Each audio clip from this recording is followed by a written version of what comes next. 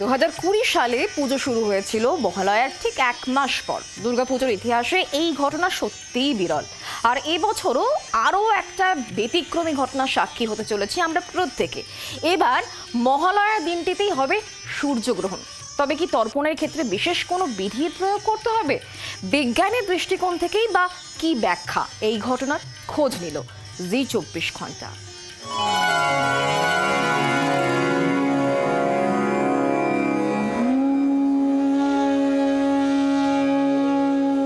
গত 100 বছরের নিরিখে 2023-এর মহালয়া কিছুটা ব্যতিক্রমী।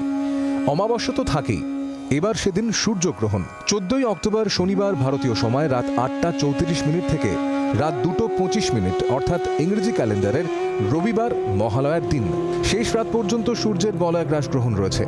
যদিও সূর্যের এই বলয়গ্রহণ ভারতে দৃশ্যমান নয়, মার্কিন যুক্তরাষ্ট্র এবং লাতিন আমেরিকার কিছু দেশ থেকে দৃশ্যমান।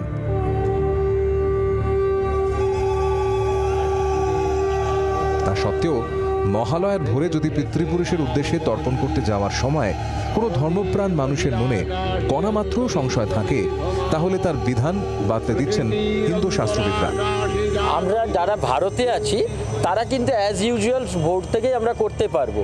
যারা ওখানে অধিবাসী, যারা সনাতন ধর্মাবলম্বী, তারা ওই টাইমটাকে বাদ দেবে। আমাদের যেটা করতে বলছে সেটা একটা পুরস্চরণ। পুরস্চরণটাই শুধু করা যায়।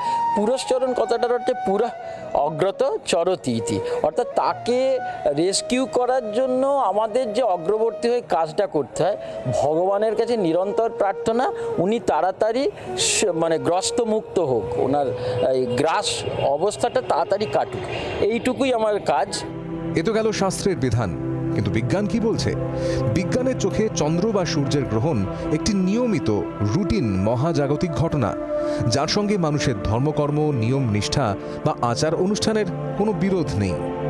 এটা একটা কোইন্সিডেন্স ছাড়া আর কিছুই না, এবং এর পিছনে সায়েন্স জানতে হবে। আমরা সূর্যগ্রহণের সময় খাবার খাবো, জল গ্রহণ করব, এইভাবে আমরা সচেতনতা তৈরি করার চেষ্টা করব।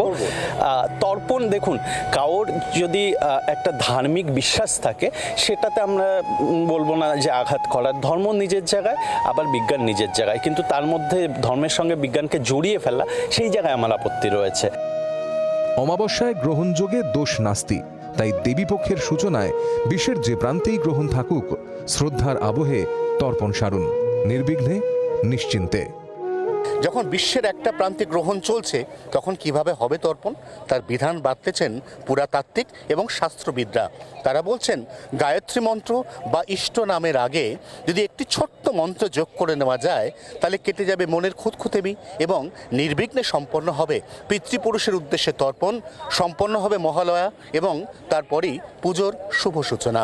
জি 24 ঘন্টার জন্য ক্যামেরায় প্রণয়ের সঙ্গে অয়ন, কলকাতা। বাংলার আওয়াজ, বাঙালির আবেগ, জি 24 ঘন্টা।